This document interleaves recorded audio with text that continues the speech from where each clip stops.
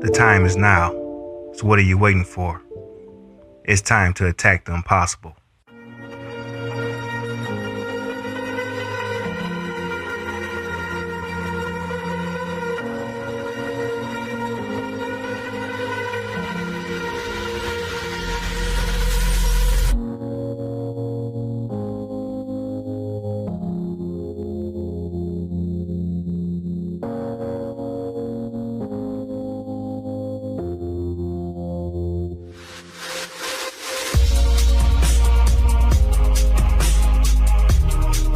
So what will you do with the moments that you have left?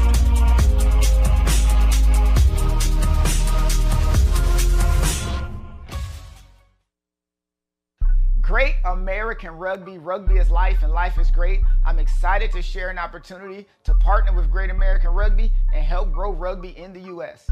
Sponsoring Great American Rugby gives your brand exposure to a passionate rugby community, whether through logo placements, social media promotions, product giveaways, or brand collaborations.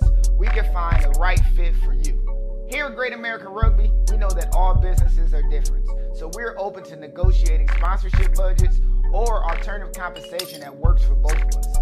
If you're interested, please fill out the sponsorship interest form. It'll only take a few minutes, and I'll personally reach out to discuss the next steps. Let's build something that benefits your brand while growing rugby. Thank you for your support. Let's grow rugby together. Rugby is life and life is great. Be great. How y'all doing? My name is RC. I'm the CEO of a clothing line by the name of WAGDI. WAGDI stands for We're All Gonna Die One Day. So live life to the fullest. It's an anti-depression brand I started because in my earlier teenage years, I was gonna kill myself. So I wanted to start a group of people I wish existed when I needed them. So WAGDI has a lot of different components. Do a lot of different things. Everything from clothing, obviously that was our first one, gaming, community service. We participate in a lot of events, and we just go out and every day, honestly, we just meet as many people as we can and try to change their viewpoint on life from negative to positive. One of the most common misconceptions that I always receive about the brand lies directly within the name. What I want you to understand was that at that point in time when I originally created this slogan, I was going through such a crazy mental episode that I really came to terms with the fact that we're all going to die. And what I wanted people to receive from this message was that, yeah, we're all going to die one day, but live life to the fullest, because as far as we know in this life and existence, we only have one turn, one try to get this right. So live it and live it to the fullest.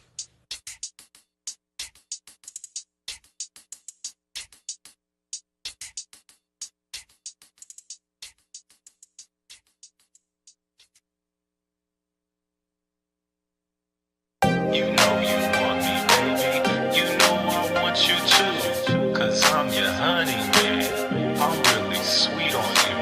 Take one taste of me, girl, and I will rule your world. I wanna grow together. Let's let our love unfurl. Beneath the pale moonlight, where we're dancing slow, I hear whispers of love. The nights all glow. Your eyes, they sparkle like stars in the sky. In this moment with you, time just seems to pass by. In the quiet of the night, in a world so still, our hearts beat as one. In this love we fulfill. You know you want me, baby. You know I want you too. Cause I'm your honey, man. I'm really sweet on you. Take one taste of me, girl, and I will rule your world. I wanna grow together. Let's let our love unfurl. You know you want me, baby. You know I want you too. Cause I'm your honey, man. I'm really sweet on you. Take one taste of me, girl, and I will rule your world. I wanna grow together. Let's let our love unfurl. With every beat of my heart, I'm drawing closer to you. And through the seasons of time, our love will stand true. trust me, don't fear me. Baby, please hear me. There's nobody else for me but you. Our love is never ending, it's only just beginning. And I can't wait to start with you. You know you want me, baby. You know I want you to. Cause I'm your honey man. I'm really sweet on you. Take one taste of me, girl, and I will rule your world. I wanna grow together. Let's let our love unfurl. You know you want me, baby. You know I want you to. Cause I'm your honey man. I'm really sweet on you. Take one taste of me, girl, and I will rule your world. I wanna grow together. Let's let our love unfurl. You know you want me, baby. You know I want you to. Cause I'm your honey man. I'm really sweet on you. Take one taste of me, girl, and I will rule your world. I wanna grow together. Let's let our love unfurl.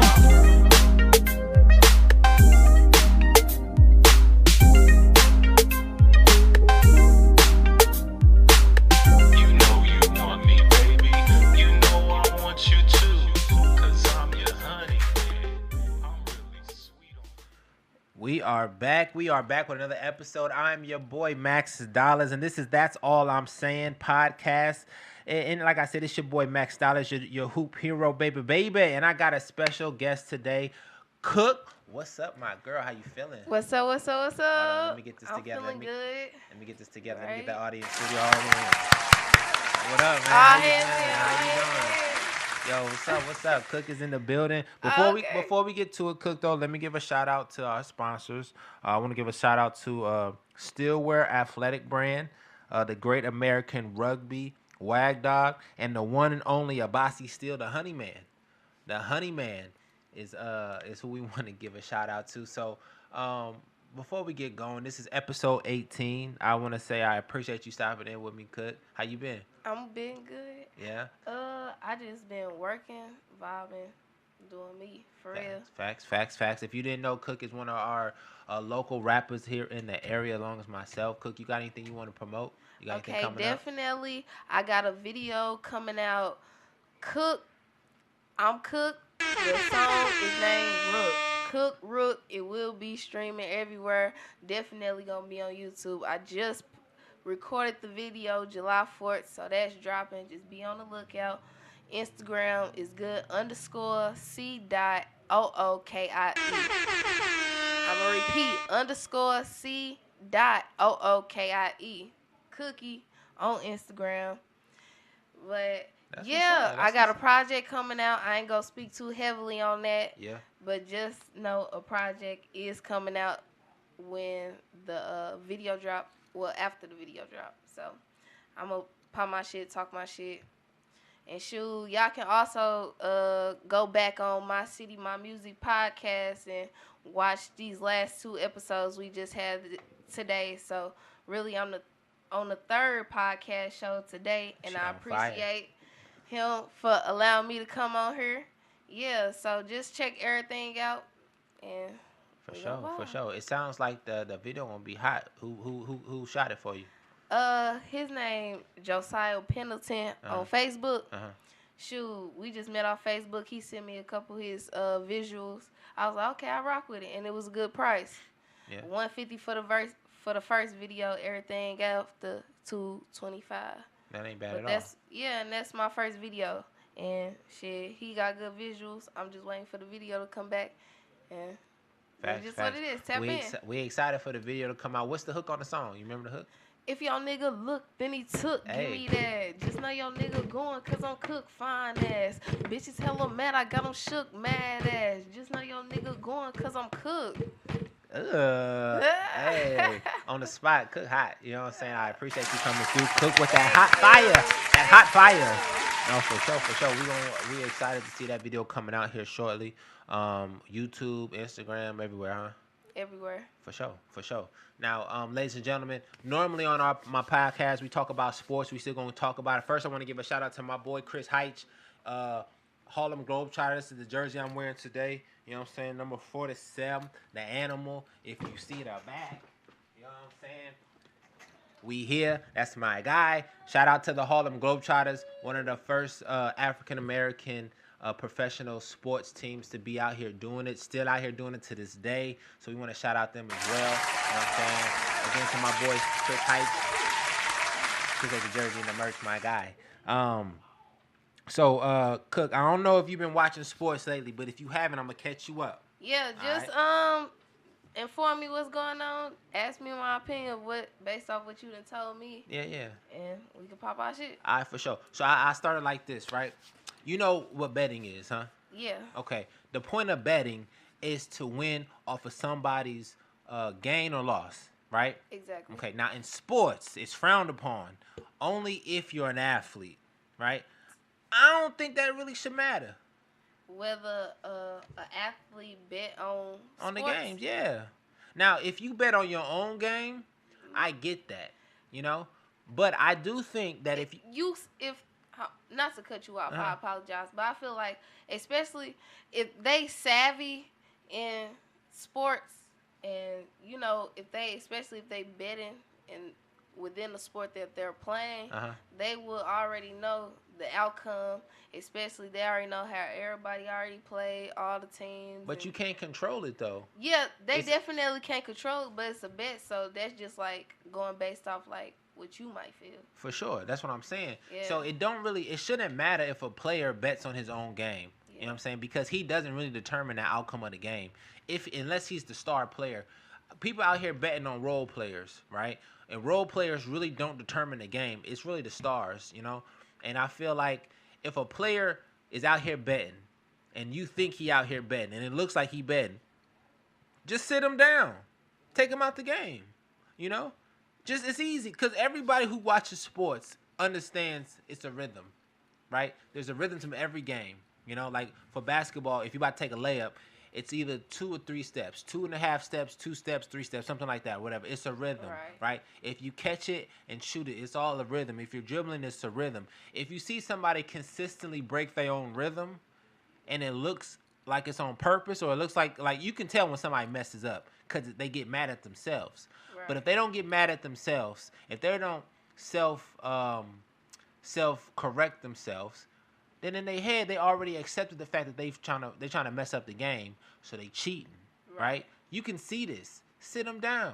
You know what I mean? Nowadays, okay, yeah, definitely. You know what I mean? Like so nowadays, a lot of players are getting caught betting on games, and they're the ones that's either scoring too much, not scoring enough, right? If they're supposed to score 15, they'll score 15, and then they'll stop scoring.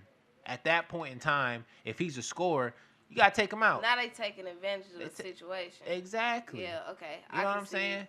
So a lot of players right now are getting caught up on these scandals of betting because they've been in debt with these bookies. Honestly, you can tell when a player is betting. You can see it on the film.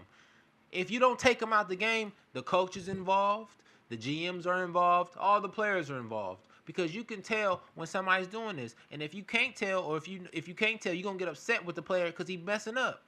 You're going to yell at him. If you don't see nobody getting yelled at on the court, they in cahoots. Not for real. You know what I mean? They playing with it. You know what I'm saying? So it's a lot of things going on right now. And I like to say this to all my people watching. The person who started all this betting shit was Michael Jordan. It was Jordan. Listen, they say that he quit 2 years because his father died. R.I.P. to the father. I'm not talking about that. We're talking about the scandal at hand, which was betting, okay? The man was the greatest player on the face of the planet for a period of time. Mm-hmm. He had to take 2 years off of playing basketball because his father passed. Now, again, I ain't got nothing to do with his father passing, and that ain't nothing, and we ain't talking about that. Right. But what I'm saying is that when you play basketball at a high level, if you play with it it's your passion. Most of the time when you play, it's a safe haven. It's like meditation. That's like where you go to, your go-to spot. Exactly. Yeah. So if you're having a hard time in life, the last thing you're going to do is go away from your safe haven, right? So it's kind of ironic that Michael Jordan had to quit for 2 years after his father passed, okay? and regroup himself and go play a sport that he wasn't good in.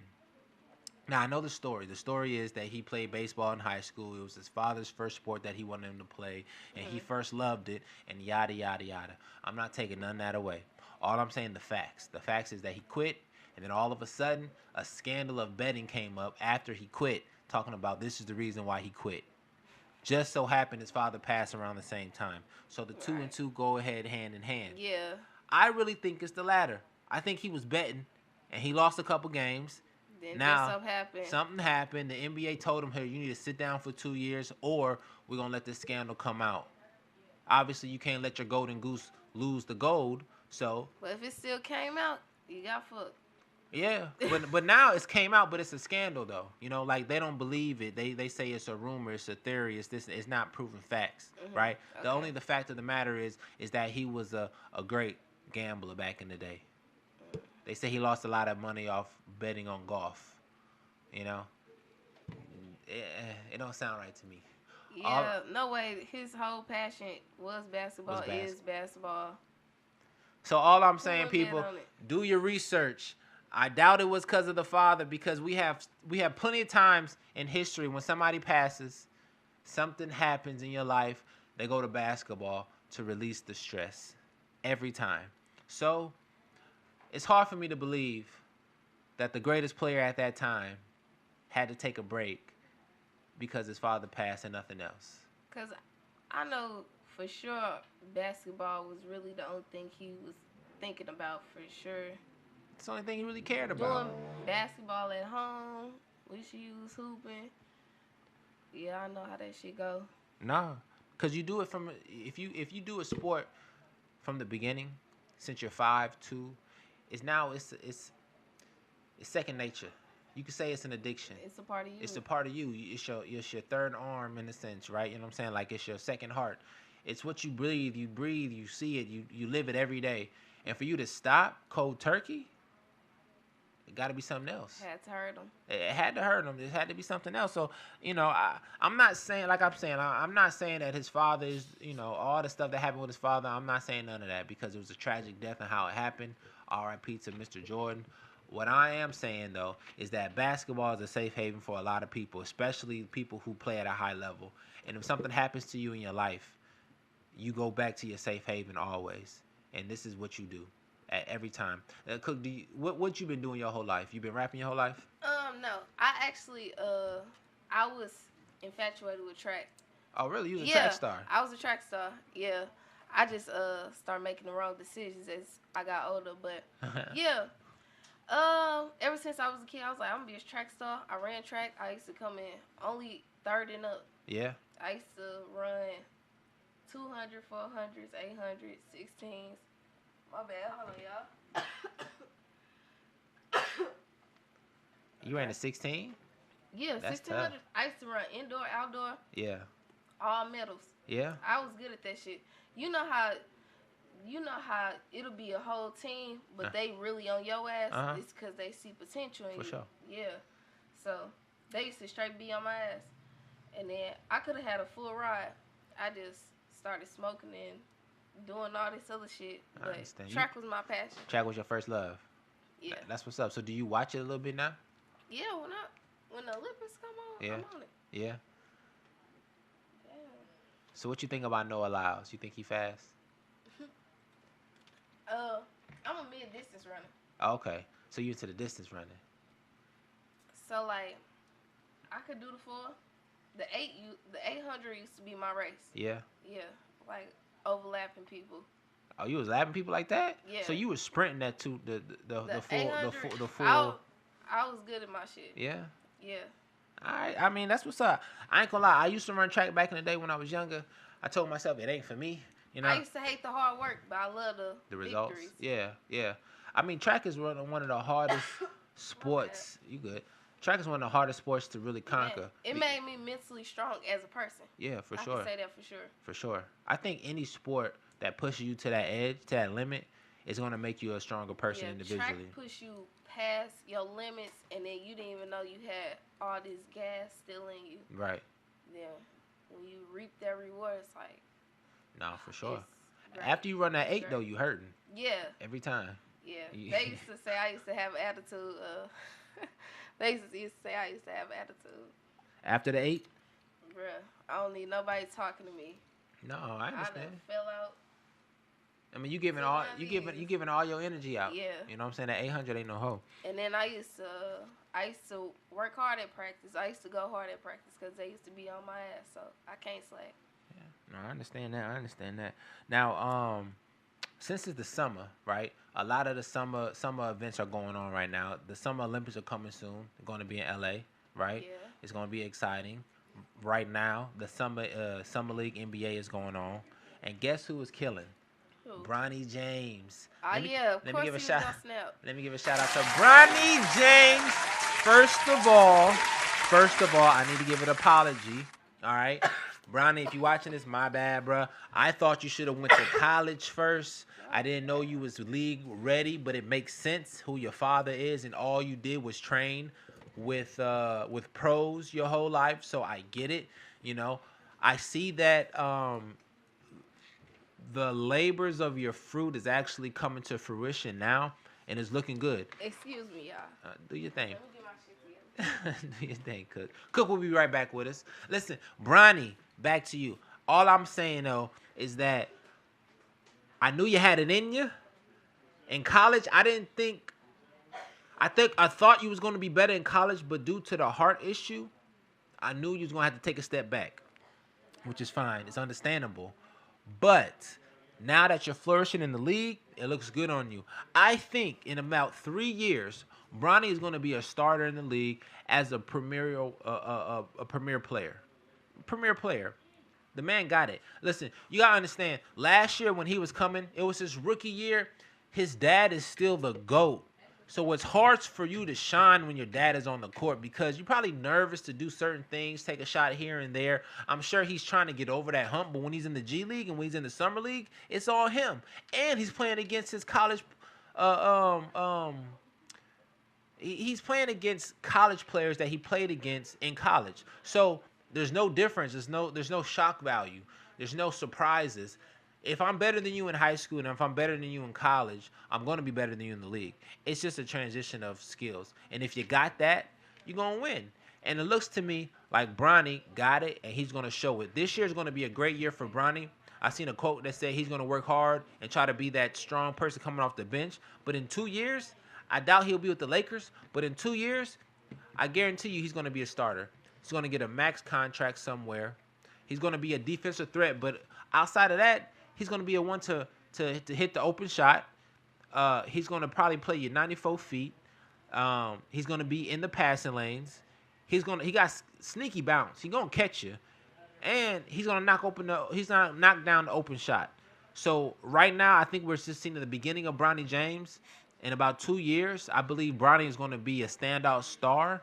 He might be able to make an all-star appearance, depending on the kids coming out of college, because everything is changing. Nowadays, we're not even seeing it's the way college is set up. We don't get a chance to fall in love with college stars. That's why you don't really see the new NBA stars emerging, because there's no story, there's no back history. But I do think that the NCAA with this NIL is actually helping college basketball. Why? Because it's actually going to bring back the rivalries. Kids are going to stay in school a little longer because there's no need to go to the league. There's no need to go overseas at a fast pace. If I'm getting paid good money in college, then I can stay here. I can develop my game, get paid great, and I can ball. You know, college is fun. College is a learning experience. It's not adulthood. The league is adulthood. Overseas is adulthood. But when you're in college, you're still a kid. You're looked upon as a kid. You don't have responsibilities of that magnitude, like bills.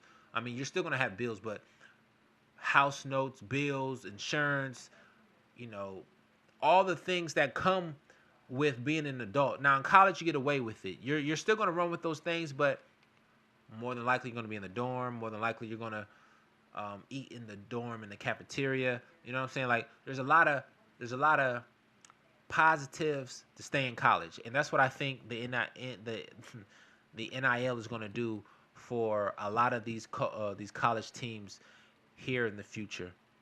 It's actually going to bring the rivalries back because a lot of kids are going to stay in college a little longer, which allows Duke and North Carolina to have their rivalries. We're going to start seeing players develop more. They're going to be in college for 3 to 4 years. So now we're going to see the development. That's when we start to see the love of the game back. That's when we're going to be able to fall in love with a college kid that goes to the league. Now we know his backstory. Now we fall in love with him even more because we know his story, we know his growth, and now we're going to see his blossomness into the league. Now, one thing that I think the NCAA should do is they should make kids stay in college for 2 years. Now, if you happen to leave early, then you forfeit your money.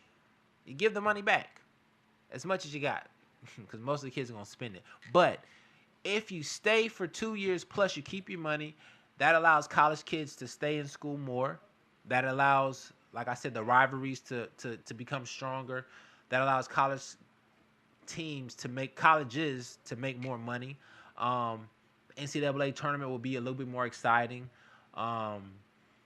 It's just, I think that the rivalries in college sports is what made college sports. Now, if every kid is going after 1 year, you don't get the chance to know who they are, especially if they don't have a lot of publicity. But you don't get to know who they are. You don't see their development. You don't see their game. A lot of kids have fallen by the wayside in the last, let's say, 4 years from college to the NBA because you don't know who they are. You don't know where they came from. You see them for a couple months, and then they go to the league. And then when they go to the league has already big stars, names. So they just fall into the cracks. They either go to the G League or they become a role player. Now, with the opportunity that we have it now, the league is changing. The league is actually changing towards younger faces. You can actually see the league is actually going towards Cooper Flag. It's going to go towards the kid that's going to go to BYU because it says that the Jazz are about to they're cleaning house, and it looks like they're going to tank this next year in order to get the number 1 pick, which happens to be the kid that's going to BYU. And it looks like the league is just gearing up for the next regime of kids coming in. It's going to be interesting. It's going to be interesting. Let me see here.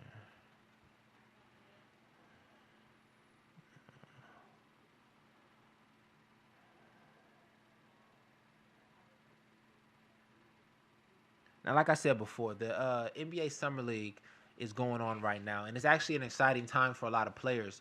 Why? Because this is the time for people to shine. There's not a lot of structure. It's kind of free for all. They want to see what your abilities are. They put a little tag here and there for you to do, a little plays up and down for you to get in and get out. But for the most part, this is just a showcase for you to see if you can get a spot, see if you can get a contract, a 10-day, if you can be on the G League and be a two-way player. But there's a difference between the Summer League and the NBA. There's a difference, right? A lot of people can't transition because they think that the Summer League is the same as the NBA, and it's not. The NBA is where you really got to come with it. There's real structure. There's a plan. There's strategy. And if you don't understand this, then that's when you see players fall down. Like, there's a lot of kids out there like Zion.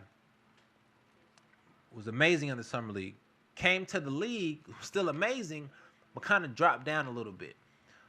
Cooper Flag, said to be great, has already had the Summer League selling out tickets, $205 a pop, you know? And I'm sure he's going to do well in the Summer League this year.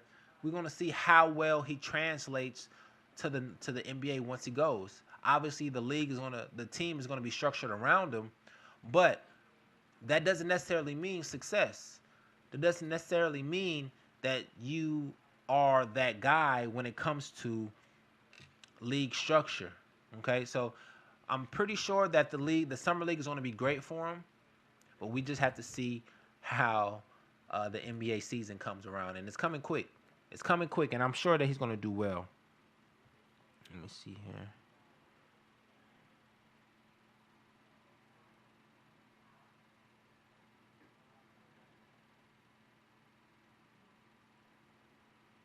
I have a question. I have a question for you guys.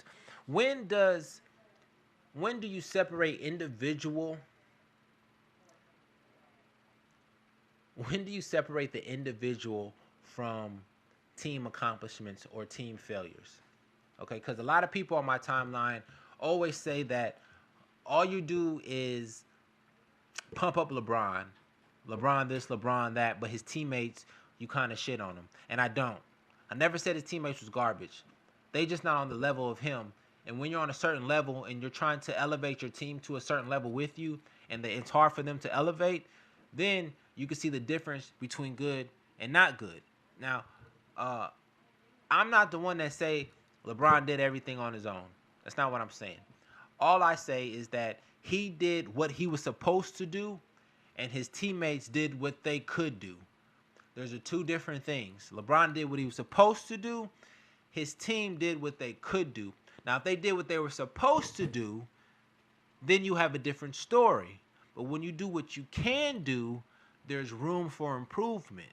Okay? Now, when it comes to this, that's where you have the individuals that say, well, I did what I was supposed to do. I scored 30. I completed the contract. I did what I was supposed to do. You didn't do what you're supposed to do, and you started to point the fingers, and a lot of people get upset with that, but you shouldn't be upset.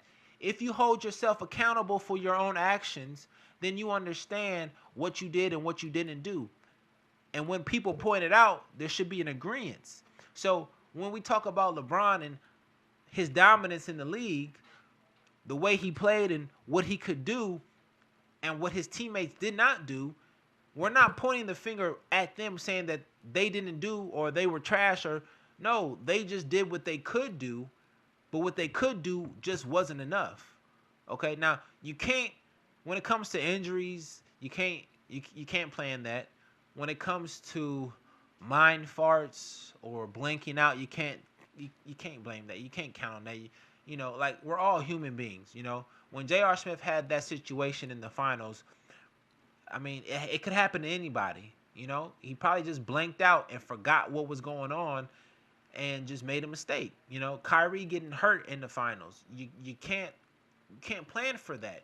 You can only go around it and try to win in spite of it. You know what I'm saying? So it's not, playing basketball is a game of chance.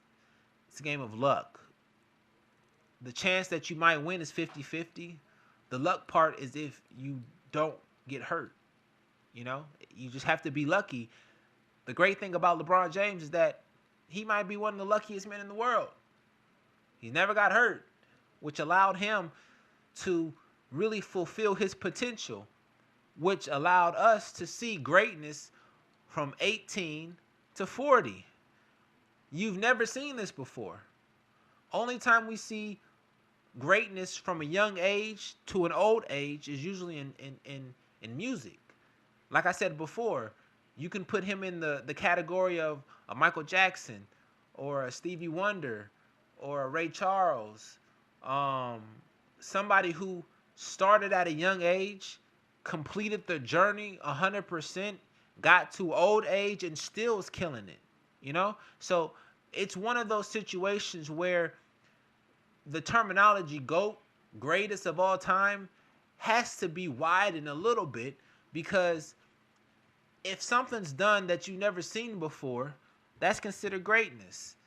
If something's done that you can't do, it's considered greatness. If you believe in, I don't know, greatness, then you would recognize what it is. But a lot of people in my comments are just flat out haters. You're just hating because everybody wants to love Jordan for so long. And I'm not saying not to. I'm not. I'm saying you can have your GOAT. He was great. But we have to move on. The same conversation was held with Dr. J. when he was great. Everybody said Dr. J might be the greatest player of ever. When he jumped in the air and went under the goal and still shot the layup, everybody said at that particular time, this is the greatest play of all time. Nobody has hang time like this. Nobody can maneuver the ball in the air just like this. And as time unwound, we start to see other players develop athleticism. We can go down now and see numerous of players do that same move. Nobody's wowing. Because the first person who does it is the great one. That's why you love Jordan, because he was the first one to do what he did, and you call him great. That's why you need to love LeBron, because he's the first one to do what he did, and you're not calling him great. It's repulsive. It's irritating. You guys are not understanding what greatness really is. We understand the flaws. We understand the failures. We understand. No problem. We understand everything. And when it comes to being great, there's different levels. I'll see you later, Cook. All right, see you. Thank you, man. No problem. Have a good night. You too. So, ladies and gentlemen, all I'm trying to say is that there's a different level here of greatness. Michael Jordan is great for what he did in those 15 years. I'm not taking nothing away. I'm not.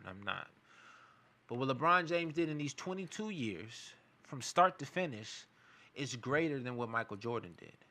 Now, I want to start by saying that. I want to stop. I just want to say this, okay?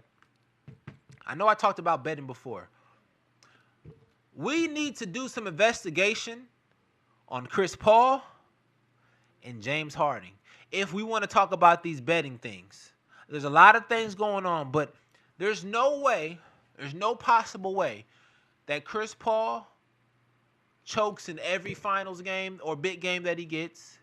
There's no possible way that James Harden chokes in every game 7 series. Every game 7 series, James Harden lays an egg. Nobody's not saying nothing about betting or he's throwing a game, but I beg to differ. I think the man's cooking the books. There's no way a generational talent like James Harden is cooking everybody every year, every game. And when it comes to the playoffs in game 7, he chokes. As an athlete, as a former Division I athlete, and a person who took basketball serious, I understand the concentration that you have. I understand that you need to be focused. I understand you can have bad games. But continuously having the same bad game over and over, and then people can count on it and they can call it out, that's intentional. That's intentional. I'm not saying that he's cooking the books, but what I am saying is that he's cooking the books. He's out here playing with y'all, and y'all just think he's a choke artist. The man is an MVP. The man is a franchise player. The man he transitioned the game. There's a debate about who transitioned the game more, Steph Curry or James Harden. A lot of people say James Harden changed the game way more than Steph Curry. Same player, James Harden's impact is a little bit more stronger if he were to win, because everybody wants to go down this winning train. If James Harden would have won those game 7s that he actually blew, he would go down in history as probably the greatest shooting guard outside of Michael Jordan, the greatest shooting guard of all time. Because he transitioned the game, he introduced a new level of playing. They changed the rules in order to stop him from winning and doing what he was doing. Because when I say winning, I mean going to the free throw line every time, getting all the fouls called for him, having the refs in his right pocket every time. Every time he would do a move and hit you with a pump fake and you jumped and you touched him and grazed him, he's going to the line. He would jump in you, create the contact, get the and one. They changed the rules just so that you can't manipulate the game anymore. This is because of James Harden. I would beg to differ that says that James Harden is one of the most influential basketball players of our generation. Outside of Jordan, who changed the game more? I say LeBron changed the game a lot, but he didn't change the game in this way. James Harden changed the game of basketball to the herk and jerk, step back, euro, foul, free throw line 20 times a game type of player. Now you say Shea Gilgeous-Alexander does it. You see DeMar DeRozan been doing it. Steph Curry does it a little bit. But every player since James Harden has came into the league, he has influenced, right? When James Harden wants to turn it on and he wants to get his wiggle back, he can get you every time. If you really want to, if he wasn't cooking the books, like I said, if James Harden was not cooking the books, he would be considered one of the greatest shooting guards of all time. More impactful than Wayne Wade, more impactful than Kobe Bryant, not more impactful than Jordan, but he's up there. James Harden. Let me see who else I got. Now, growing up, I believe you have to have some type of influence, okay? And if you are a basketball player, there's always somebody that's in your life at an early age that influences you. For me, it was Jimmy Jackson. Jimmy Jackson was the king of Toledo, Ohio. Went to Macomber, Ohio State, to the league.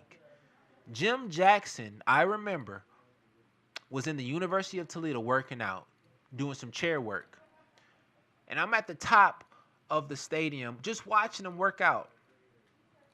My mother says, "Hey, you know who that is?" I said, "No." She said, "That's Jimmy Jackson. He's in the NBA right now. You should go down there and talk to him." So what I did, I grabbed my ball, went down there, waited till he missed the shot because it took him about an hour to miss. Waiting for him to miss a shot, got the rebound, threw it back to him, said, "Hey, can I get your autograph?" Have the ball to this day. Jimmy Jackson was the first influence that I have of greatness. Second influence of greatness that I had was LeBron James. The story that I have about LeBron James, I seen him play in high school. He came to Toledo, Ohio, Savage Arena. He was in the districts. He was on his way to the state championship. When I tell you that he sold out the college arena, he sold out the college arena. Do I remember how I got a ticket? I do not remember how I got a ticket. I don't even know how I had money back in the day. But I was there. And as I'm watching the first half, I'm getting upset. I'm getting mad. I'm furious because the man did not shoot the ball. The number one player in the country is not shooting the ball at all in the first half. And I'm watching him and I'm perplexed. I'm thinking to myself, how is he great? I've seen this man on ESPN. I've seen him on the cover of Sports Illustrated. But he's not out here shooting the ball. He's actually just passing it to everybody. And they go into halftime, I think down by 2, maybe 4. The crowd is silent. Silent. We're trying to figure out what's going to happen because if he loses this game, is he going to go to the league? Is he going to be the chosen one? Is he really that great? Second half comes. Warm-ups up. He's dunking. He's doing everything that you want him to do. He's giving us a show. When I tell you when the second half started, the man went ham. When the game ended, LeBron James had 30 points. 30 points. Didn't shoot in the first half, but ended the game with 30 plus. The man is unstoppable. This is how I know what greatness is. If he played the full game at a full 100%, he would have had 60. You understand? He would have had 60 in a division game, in a district game, to go to the high school state championship. Greatest game I've ever seen in my life from an 18-year-old. I'm only 15. I don't know what's going on. I love basketball. But this guy, This guy is different. Ever since then, I knew I had to get to the league. Because if he could do it and he's from Ohio, I could do it. I'm from Ohio. It was crazy. I never forget it. Third influence that I had. I go to college. Shout out to Jackson State, the alma mater. I go to college, and we actually had a pro on the team. I've never seen a player that I played with that go to the league. I played against pros, but I've never had a player on my team that was destined to go to the league, so I never knew what it looked like. His name, Trey Johnson. Great player. Great player. I don't know what greatness is because, I've never seen it up close. I've only seen it from afar. Again, first experience with greatness was Jimmy Jackson. You're doing cone work. Okay, it was great. He's in the league already. I never saw his trajectory. I just heard stories. Everybody said who he was. I saw him. I believed it. I saw it. Then I saw LeBron James in high school. 18, going crazy. 30 and 1/2. Amazing. GOAT status. Third, Trey Johnson. College. Destined for the league. Now I'm starting to see the grind. I see the workout. I see the mentality. I see the effort. I see what it takes to get to the league, and now I'm hooked.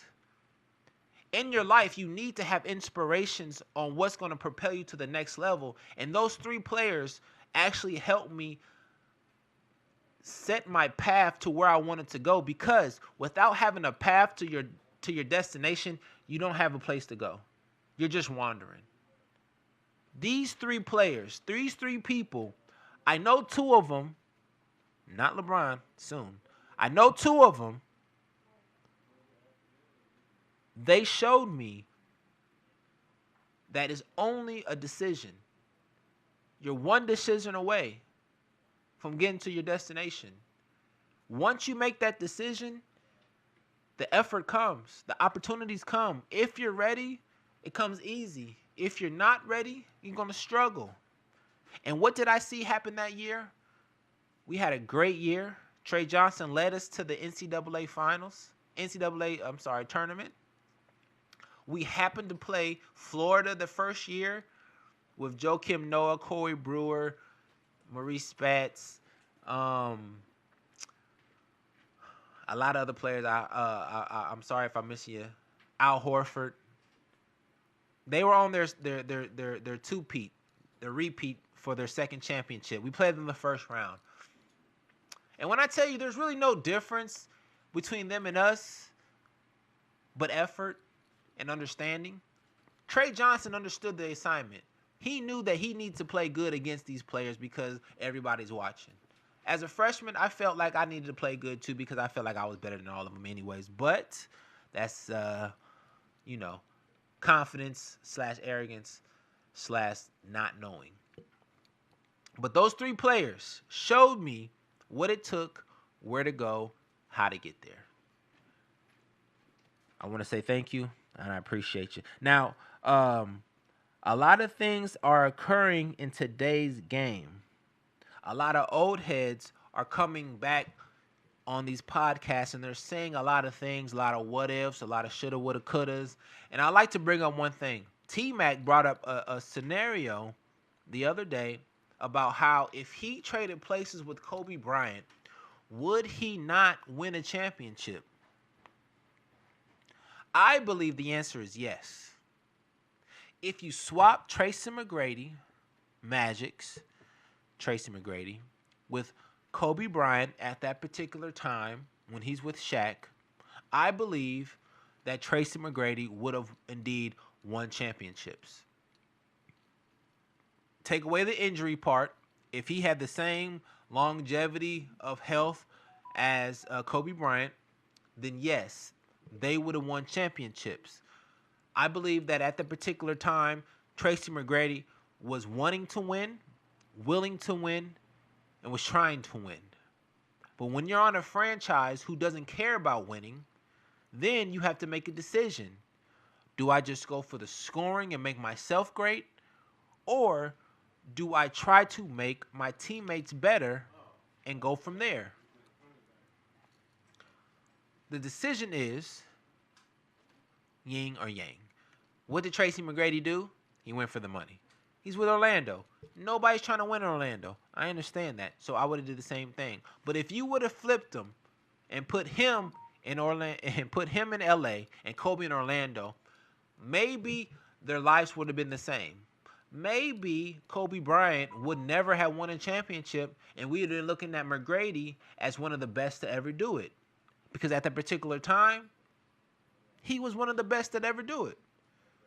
So, to answer the question again, if Tracy McGrady and Kobe Bryant switched spots at that particular time when Kobe was with the Lakers and Shaq was on the team, and Tracy McGrady was with the Orlando Magic, I believe that Tracy McGrady would have won championships. Hell, if you would have took Vince Carter off of the Raptors or the Nets and put him on the Lakers with Shaq, they would have won a championship. Because when it comes to good franchises, if you're a great player, your mentality changes. When you get expectations, when they put expectations on you and you want to succeed, you will meet those expectations. It's inevitable. Every great wants to win. Every great wants to win. But when they're put in a corner and they're given a scenario, do you win or do you take the money? And your franchise isn't about winning. You have to take the money. You have to. That's just the name of the game.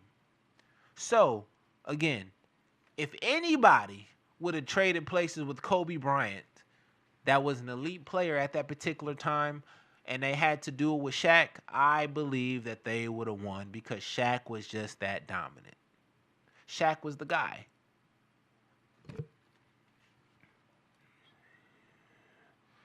Now, and that leads me to ask you this.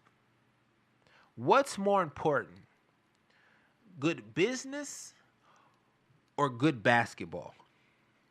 Because good business isn't always good basketball, and good basketball isn't always good business.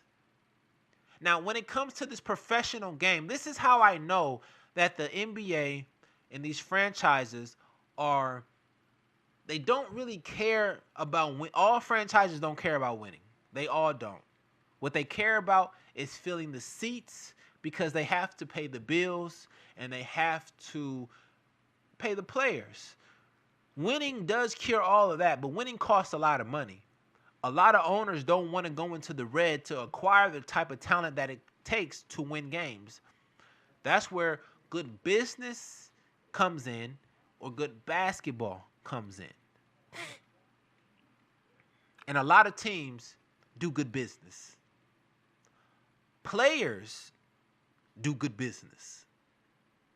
The great ones can do good business and do good basketball. But usually you have to be on a superior franchise. Lakers, Celtics. Right now the OKC is doing it. They have a good blend of good business and good basketball. Who else? It looks like the Timberwolves are starting to have good business and good basketball. But where do you draw the line? Where do you draw the line between good business and good basketball? Where do you say, I don't want to take this amount of money. I would take less to let somebody else come to make us be a better team? Because you still have to live your life. You still have wants and desires. If you're good enough, you're going to get sponsorships. If you're not good enough, then you have to make the money work. And again, I ask the question, what's more important? Good business or good basketball? Because good business isn't always good basketball, and good basketball isn't always business. Isn't always good business. Now, before I let you go, I want to let you guys go with my boy, the Honey Man, because you know you want me, baby. You know I want you too, 'cause I'm your honey man. I'm really sweet on you. Take one taste of me, girl.